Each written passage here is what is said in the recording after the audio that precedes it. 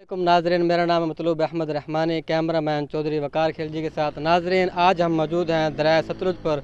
यह कोटला चाकर वाला पतन है, जहाँ कोई भी नफ़ा नुकसान, कोई भी मुसीबत, कुछ भी हो, अलखिदमत फ़ाउंडेशन वहाँ हर हाल में, हर सूरत हाल में मौजूद होती है। आज भी अलखिदमत फ़ाउंडेशन आवाम की खिदमत के लिए यहाँ पर मौजूद है।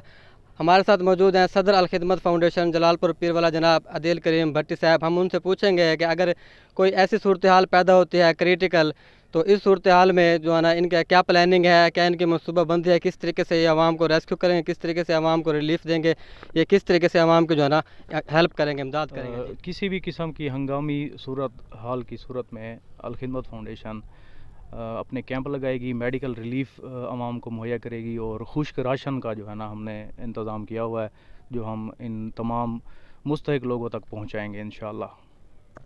जी, हमारे साथ मौजूद हैं अलखिदमत फ़ाउंडेशन के जनरल सेक्रेटरी तहसील जलालपुर पीरवाला के। हम उनसे पूछेंगे जो उन्होंने आज विज़िट किया है इस पूरा तहसील जलालपुर पीरवाला का, इस बंद का, कि उन्होंने क्या सूरत हाल देखी है, उसके बारे में हमें थोड़ा सा बताएं। हमने नुराजा भुट्टा का विज़िट किया है।